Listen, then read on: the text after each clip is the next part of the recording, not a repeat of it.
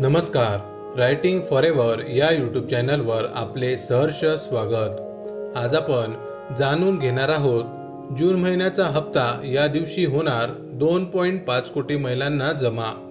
पहा तारीख। लाडकी बहीण योजनेअंतर्गत जून महिन्याचा हप्ता कधी जमा होणार असा प्रश्न सर्व लाडक्या बहिणी विचारत आहेत। कारण मे महिन्याचा अथवा एप्रिल महिन्याचा हप्ता देखील मिळण्यामध्ये मोठ्या प्रमाणावर उशीर झाला होता। त्यामुळे आता जून महिन्यात आम्हाला वेळेवर योजनेचा हप्ता मिळणार का नाही या संभ्रमावस्थेमध्ये सर्व लाडक्या बहिणी असल्याचे पाहायला मिळत आहे। परंतु आता जून महिन्याच्या हप्त्याबद्दल एक महत्त्वाची अपडेट आली आहे आणि त्यानुसार जून महिन्याचा हप्ता कधी मिळणार हे लाडक्या बहिणींना या व्हिडिओच्या माध्यमातून सांगितले जाणार आहे।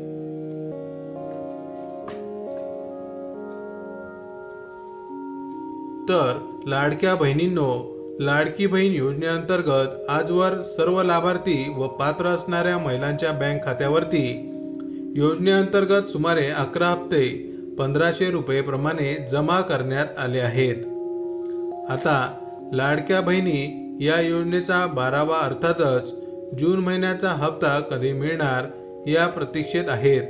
कारण आता जवळपास जून महिन्याचा देखील 15 दिवस झाले असून निम्मा महिना संपला आहे। सुरुवातीच्या काळात ज्यावेळी योजना सुरू झाली तेव्हा आपण पाहत होतो की महिन्याच्या दुसऱ्या अथवा तिसऱ्या आठवड्यामध्येच बहिणींच्या बँक खात्यावरती योजनेअंतर्गत पैसे जमा होत होते। परंतु विधानसभा निवडणुकानंतर मात्र हे पैसे जमा होण्यास दिरंगाई होत असल्याचे समोर येत आहे। योजनेच्या जून महिन्याच्या हप्त्याच्या तारखेबद्दल बोलायचे झाले तर यामध्ये महिला व बालविकास विभागाच्या वतीने सांगण्यात येत आहे की हा हप्ता महिना अखेरीस लाडक्या बहिणींच्या बँक खात्यावरती जमा करण्यात येईल आणि यावेळी मात्र बहिणींना हप्ता मिळण्यासाठी पुढच्या महिन्याची वाट पाहावी लागणार नाही। कारण मागच्या महिन्यामध्ये योजनेअंतर्गत विविध बहिणींची तक्रार दाखल झाली होती आणि त्यामुळे त्यांच्या खात्याचे पडताळणी देखील करणे गरजेचे असल्याने आणि त्याच दरम्यान योजनेचा हप्ता देखील जमा करायचे असल्याने या प्रक्रियेला उशीर झाला आणि परिणामी लाडक्या बहिणींना मे महिन्यात अंतर्गत मिळणारा लाभ हा जून महिन्याच्या पहिल्या आठवड्यामध्ये जमा करण्यात आला होता। लाडकी बहीण योजना पडताळणी प्रक्रिया सुरू आहे का? योजनेमध्ये अनेक लाडक्या बहिणींच्या खात्यांची तपासणी प्रक्रिया अजून देखील सुरूच आहे।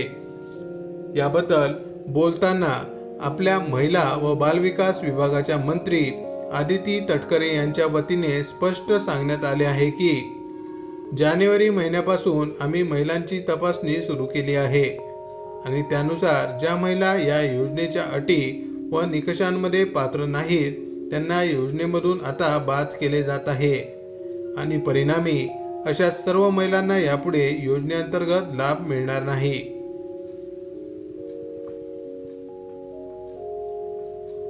संजय गांधी निराधार योजना लाभार्थी असतील अथवा पेन्शनधारक महिला असतील, 4 चाकी वाहन असणाऱ्या महिला असतील, आयकर भरणाऱ्या महिला असतील, अशा विविध निकषांमधून अपात्र ठरणाऱ्या महिलांना यापुढे योजनेअंतर्गत कोणत्याही प्रकारचा लाभ दिला जाणार नाही।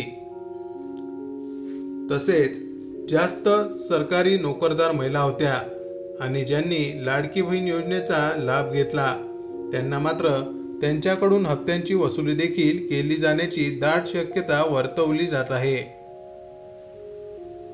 माहिती आवडली असेल तर अवश्य शेअर करा। अशाच प्रकारचे नवनवीन सरकारी योजनांविषयी अपडेट मिळवण्यासाठी आमच्या रायटिंग फॉरेवर या यूट्यूब चॅनलला अवश्य सबस्क्राईब करा। धन्यवाद।